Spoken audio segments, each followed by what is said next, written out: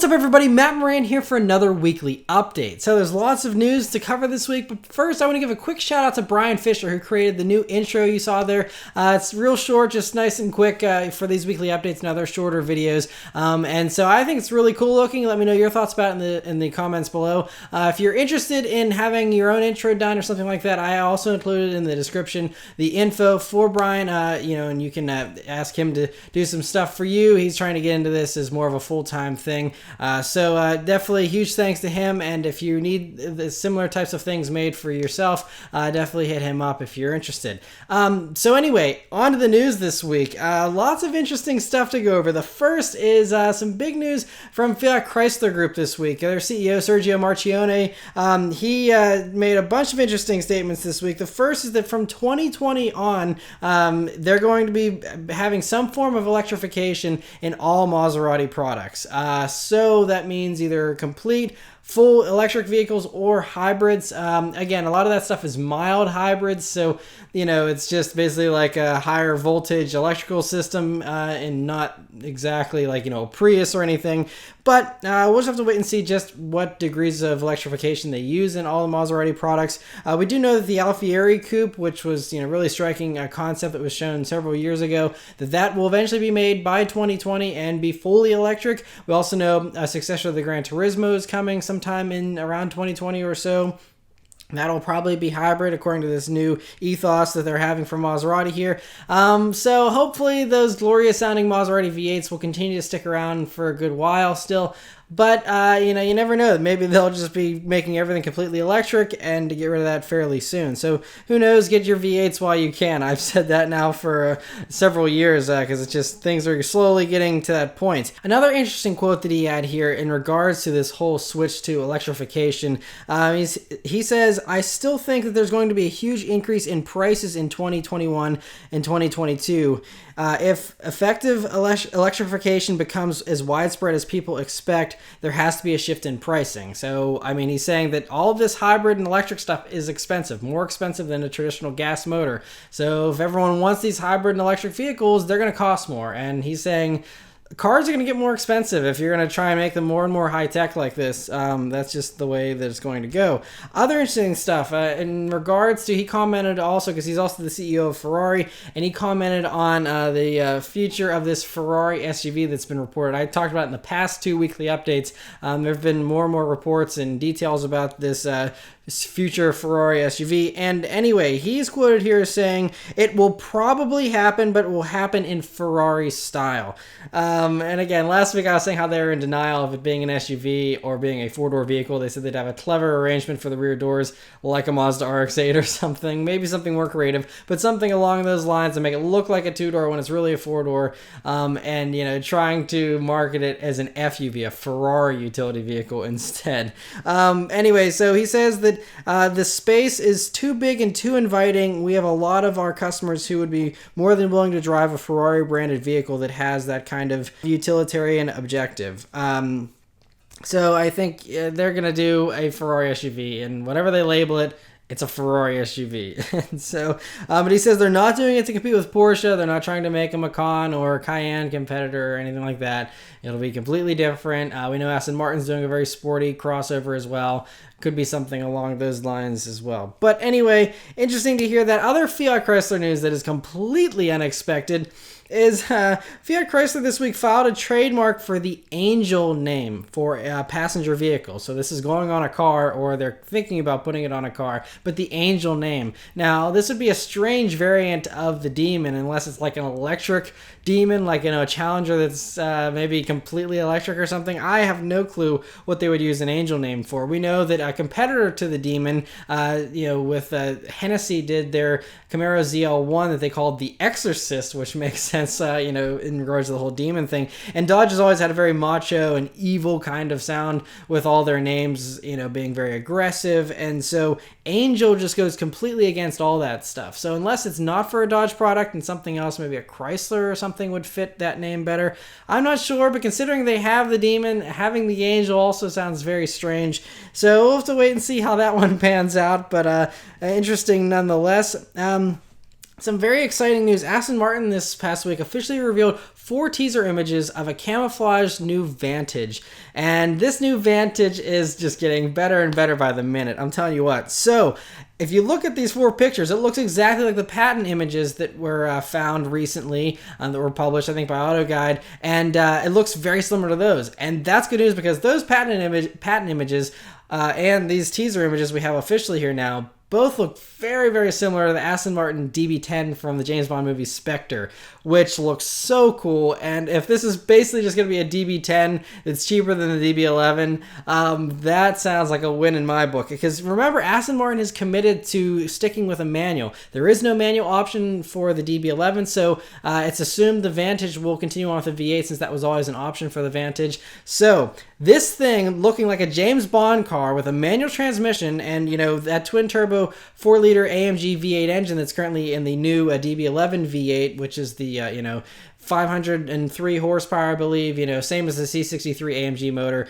But, it's been Aston Martinified, I guess you could say. But that thing with a manual, I mean, even Mercedes doesn't offer it with a manual. So you get that with a manual. Plus, there's a high chance that this thing's also going to get the 5.2-liter V12 engine from the DB11. And so that thing, 600 horsepower, glorious twin-turbo V12 with a manual transmission, I think that's really probably the only manual transmission V12 available that's been available for 5 years or so. So that sounds like a desperately wanted dream car to me, at least. That's going to be amazing. If they do a manual V12 car that looks like a car from James Bond, sign me up. That's where my lottery winnings would go for sure. So anyway, awesome to hear that. We also know that this is going to be debuting before the end of this year, at least for the V8 starter version or whatever. I'm sure there'll be tons of variants because they always do have several variants, but the first one will be shown before the end of this year. So very excited to see that and very cool there. BMW this past week also showed off a Roadster teaser, and this can go 2 different ways. So the car, whatever it is going to be shown at the Pebble Beach auto show here. That's, a very swanky event they have, and it's coming up on August 17th. And the tagline they're saying is, "The road will never be the same," which is suggesting that it's probably going to be a Roadster. But then again, it's also, could be suggesting it's a road legal car and not just some one-off pretty concept. So again, could go 2 different ways here because we know that we are expecting a new Z4 Roadster that's based on the Supra Z4 platform that they co-developed with Toyota. But that car we've been hearing was going to be shown at the Frankfurt Motor Show. So maybe they're showing it early here in Pebble Beach instead, and those reports were wrong. Or what this could be, and this is a more likely thing, especially for the Pebble Beach crowd, is it could be an 8 Series convertible. Now, we already saw 8 Series Coupe concept, and we know the production version is coming shortly since they've discontinued the 6 Series, and the 6 Series convertible is still continuing on temporarily, but probably only until this car shows up. But that's what I think this is, because this looks a little longer and a little larger than what what we're expecting the new Z4 to look like. So I think that's what this is, probably an 8 Series convertible. Either way, awesome to see drop top coming from BMW here, and cool to see that. Car Magazine in the UK, they just are reporting also in regards to Frankfurt news that they believe that Porsche is going to be revealing a new 911 Speedster at the Frankfurt Motor Show here, and it'll be a final hurrah for the 991.2 version of the 911. We've been seeing lots of spy shots here of the next generation 911, which I'm guessing is coming sometime next year, and so this could be a final hurrah here for that. And so it'd be very cool if we see that. The previous 911 Speedster looked very cool, a very limited run type of deal, and I'm sure it'll be the same case for this. Other Porsche news is that a new Cayenne, what's probably a Cayenne Turbo, was spied being tested. And now we say it's probably the Turbo because there was previous spy shots of a standard Cayenne and looks good as well, but these new spy shots, it's got a completely different front bumper with larger air dams there, and it also has quad exhaust tips on this one, so that's why we think it's probably the Cayenne Turbo performance version, and that would certainly fit with this look. And it looks good nonetheless. Some people think it's kind of interesting. It's got kind of like a dog bone, kind of robot-y kind of shape with a front bumper there that looks a little interesting, but I think it's it's pretty cool looking overall. And so anyway, interesting to see that Spied running around. We should be seeing that maybe in Detroit in January or something like that, but could be sooner, could be later, who knows. Interesting to see that though. Another car we do know we'll be seeing soon is the Volkswagen T-Roc, which was teased in an official Volkswagen video this past week, and that's going to be revealed on August 23rd. And so Volkswagen is saying in this teaser video how they're placing a focus on colors. They don't want to go with just black interiors and bland looks. They want to have a lot of interesting color features on the interior, have the digital gauges, all that kind of stuff, and also on the exterior they want to have two-tone color combos as well for the paint job, which will be very cool and kind of similar to like a Range Rover type of thing, but obviously the smaller packaging, it'll hopefully look a little funkier, a little more exciting here, and have some more colorful options than stuff like Range Rovers usually offer. And so anyway, it's going to be taking the place of kind of where the Tiguan used to be. Now the Tiguan's getting bigger here in the United States with 3 rows of seating, and so the T-Roc is going to be the new small SUV for Volkswagen, and we'll be seeing it August 23rd, so cool to see that. In other Volkswagen Group news is that Audi also trademarked the RS Q8 name here this past week. And so what everyone's thinking is, it's obviously going to be a faster version of the Q8, which is going to be, the normal Q8 is going to be produced, I think, the beginning of next year. And so this RS version is most likely going to be very similar to the Lamborghini Urus SUV, obviously probably less performing, but kind of think of it as the R8 to the Huracan kind of deal. And so this could have similar horsepower, they're saying, could use the same twin-turbo 4-liter V8 that does around 600 horsepower. The main target for this Audi is not to compete, obviously, with the Lamborghini, but to compete with, like, the BMW X6M. That's kind of the goal for this car. So think of a low $100,000 price tag, lowish 100,000, 105, 110, something like that, and compete with the X6M, be good amount of power, 600 horsepower, and be very competitive. And so yeah, probably be seeing that at some point next year, and so cool to see that. Ford this past week revealed a new feature for the 2018 Mustang, and that is a good neighbor mode or quiet mode that they have. Now, we already knew this new active valve exhaust for the 2018 Mustang GTs. That's like an $895 option. We knew that it was going to have 4 different modes, including quiet, normal, sport, and track. And so now they're giving us a little more details on those different modes. This good neighbor mode, though, it's kind of interesting. Some people were really annoyed by it, and it was kind of strange. But anyway, so basically, they had a little promo video saying how, loud noises early in the morning or late at night are annoying to people, and you want to be a good neighbor and not be the person that wakes everyone in the neighborhood up with your loud exhaust system. So the interesting thing, though, is they say that a standard Mustang GT, at least with this new quad exhaust that they're going to have for 2018, the standard stock sound level is around 82 decibels, which isn't, my stock GT, I don't think wakes anybody up. But anyway, they say that the quiet mode goes one step further, and it actually lowers it to 72 decibels for the startup. So it's a nice quiet startup to not disturb anyone. And then normal mode, I'm guessing, is 82 decibels. So normal would be what a standard stock GT sounds like now. And then you have the sport, which will make it louder than stock, and then I'm guessing track is either the same or higher decibel than the sport mode, and again makes it louder and louder, which is all very good. And I love this. I think it offers more customization. They said that in addition, you can actually have this on a timer, which is, there's other vehicles that have active exhaust, but I don't think any of them have a timer. This one, you can actually schedule it. So for example, after 10 o'clock at night and between 10 p.m. and like 7 a.m., it'll automatically be in quiet mode and know to be quiet during those times. And then you can go into the menu and switch it over to sport yourself whenever you get out on the open road and you're not worried about waking anybody up or whatever. And it's nice. It's common courtesy to not be waking everyone up, not be that guy in your neighborhood that's got the annoying loud exhaust. Unless you live in a neighborhood where everyone's a car enthusiast and loves being woken up by the sound of a throaty V8 engine, most people don't take too kindly to that. So I'm not sure. There's people on the Mustang forums that are really annoyed by this feature and saying how it's un-Mustang-like to have a quiet exhaust. And it's like, well, if you are leaving early in the morning for work, and even not only for your neighbors, but if you have, sleeping young children or, other significant others, you don't want to wake up in your household. Even my Mustang, starting it up, within the house here in the garage there, it can get kind of loud and, disturb people and wake people up. So I think that this is great. I think it's great to give people the option. If you don't like it, guess what? Don't use it. You can still use your active exhaust however you like. It's just giving you the option, and the more options, the better, I think. So I'm personally very excited about that, and I think it's a great feature here on the 2018 Mustangs.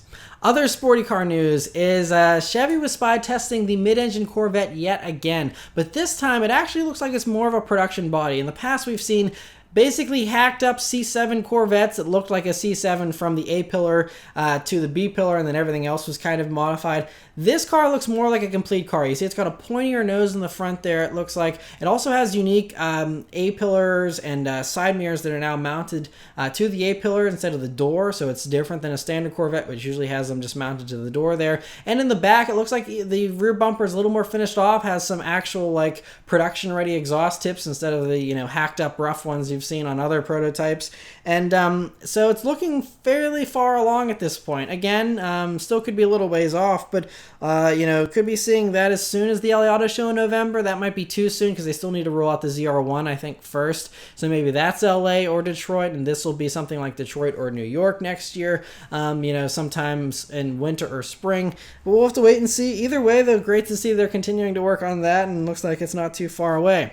Another interesting GM report was Reuters this past week interviewed the Cadillac CEO, and in that interview he announced that they were saying how all these sedans are selling very slowly at Cadillac and everywhere. Sedan sales are down, and so he says they're going to consolidate their car lineup, and they're going to the ATS, CTS, and XTS all come to the end of their life in 2019, and they will all be replaced by one car called the CT5, and that car will obviously be smaller than the CT6. It'll be priced somewhere between $35,000 and $45,000. That's kind of the range they're going for there for that vehicle. They said they're going to have a cheaper version of the CT6 that will come in closer to that $50,000 mark, so that the CT6 isn't quite as expensive. Maybe a slower version, although there already is the 2-liter 4-cylinder CT6, but maybe a shorter version or downsized in some way. Anyway, we could speculate about that all day, but the big news here is that new car. And they also said they're going to have some kind of compact luxury car as well, and that will slot beneath the CT5, maybe called the CT4 or something. So that'll be interesting, I guess. That'll compete with stuff like the Mercedes GLA, Audi A3, those types of vehicles. And they also were saying they're going to have a new compact luxury SUV called the XT4 that they're going to be rolling out, and an XT7 is most likely what they'll call their larger 3-row SUV that isn't completely truck-like the Escalade, but still does have a lot more room than the XT5 does. So anyway, those are coming by 2019, they said, and very interesting to hear that. And thankfully, there's only a couple of electric car stories this week. The first is Inside EVs is reporting they have a source that went to a focus study kind of group thing where they were asking people about this new Buick all-electric crossover. And what this is basically, they said it looks like a next-generation Encore from what they could see, according to this source. Again, this is just a source that supposedly went to this and reported back on it. But they said that it'll have similar dimensions, but be a little bit longer, so that it'll have about 3 more additional inches of legroom over the Bolt. But it will basically be a Bolt, version, Buick version of the Bolt, I guess I should say. So that's kind of what they're going for with this. It's going to have the same battery packs as the Bolt. Since it might be a little bit larger there, it might be a little bit slower than the Bolt, they said, but it'll be about $3,000 more expensive, and they kind of are targeting this to compete with the Tesla, Model 3. And they said it'll have like a larger center touchscreen than the Bolt does, and nicer materials, of course. And so they want to compete with the Model 3. And if it's about $3,000 more than the Bolt, it puts it around Model 3 pricing, a little bit cheaper maybe even. And so interesting to hear about that. Speaking of Tesla and the Model 3, though, the first 30 of those were delivered in a big event here last weekend. And so when they revealed, so they had the 30 deliveries to actual customers, and then 20 that were like verification units for more development testing and things like that. So 50 in total they made. And there's some more details that came out about the Model 3 here this past weekend. The first is that there's a little bit of a I guess, let down with the $35,000 price tag, because what it amounted to is they said that in order to get the $35,000 Model 3, one, they're not even building them until later on this fall. They're focusing on more expensive versions first. But they said that the $35,000 one only comes in black. You can't even get a different paint color other than black. You only get 220 miles of range. This is what the base Model 3 is going to have, is 220 miles of range. It'll do 0 to 60 in 5.6 seconds and have a top speed of 130 miles per hour, which is all, sufficient for, I think, most Model 3 buyers. But the tricky thing here is whenever you put options on this $35,000 car, because if you do just a different color, because that drives the price up, a different color, different wheels, or autopilot. If you do those three options combined, you're looking already at a $43,000 car. I mean, that's not a huge shock, because, a lot of these, luxury vehicles have these super low starting prices, but then everything's an option, and then it drives the price up like crazy. I think autopilot's the biggest ticket option here, which is one of the big selling points of Teslas, but it's like you have to spend, I think it was like that option alone is like $5,000 to $7,000 or something. And so that's how you get quickly to that $45,000 price tag.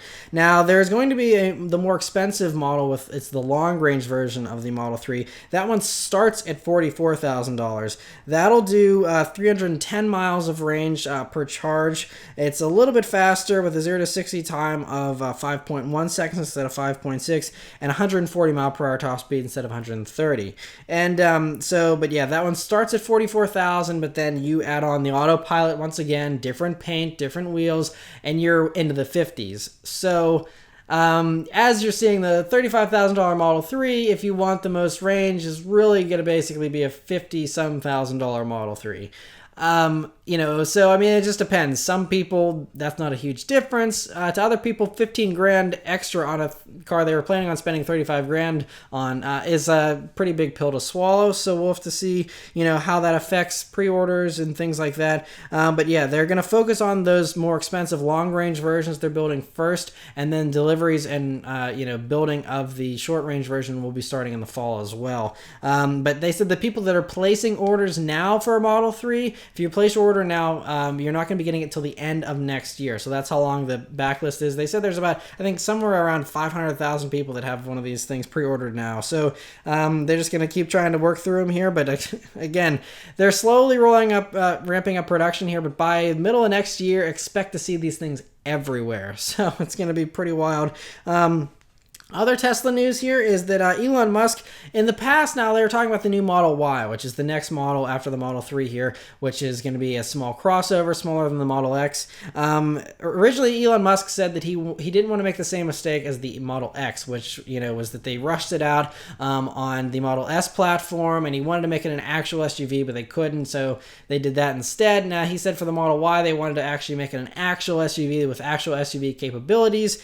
And now he's saying that his team has talked him into building it based on the Model 3 platform instead, just in hopes of making it easier to get it out there quicker in this very competitive market. And so they say that now they've announced the Model Y is going to be on the same platform type as the Model 3. It'll obviously be modified and be different looking and all that kind of stuff, but that's kind of what they plan on doing.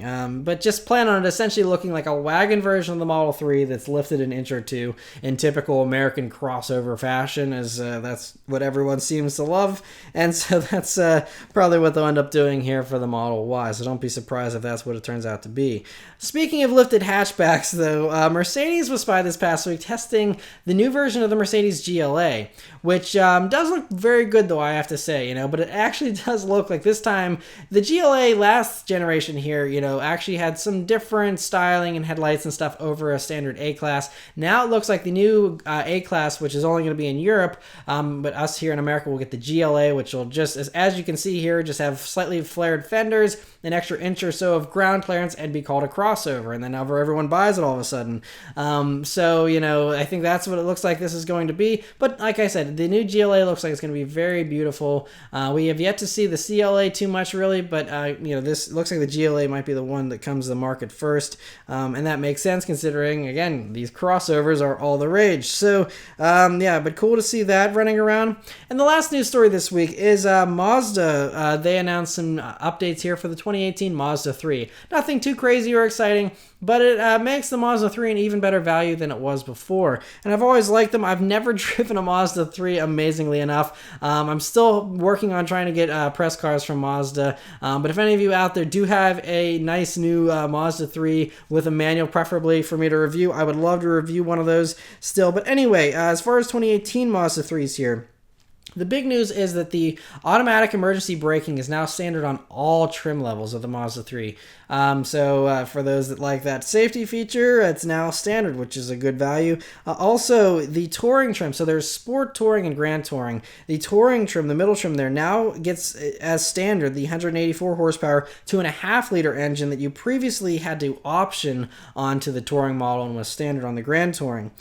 So in addition, while we're talking about the Grand Touring, the only enhancements for that model are that it gets new LED self-leveling headlights and LED tail lamps, which, make it look a little sharper than the lesser trim levels. But it's really the pricing of these that's impressive. The sport trim level, the base model there, it only increases by $250, which is pretty low as far as, refreshes go, although this isn't really much of a refresh, but it has increased slightly. But the touring trim, actually, that middle trim has dropped in price, so it's $355 less than last year, and the hatchback version is $1,555 less than last year if you were to option up that engine on it, that higher performing 2.5 liter instead of the standard 2 liter. So a really good value there, and so awesome that they've made that a little more affordable and gave it more power to boot. And so Grand Touring pricing is the same as the 2017 model year, so you get those nicer headlights and all that stuff for free, basically. So very cool that Mazda's including those improvements. But yes, that's it for all the news this week, guys. So let me know what you think about everything in the comments below. Thank you guys very much for watching. I'll see you next week. Take care.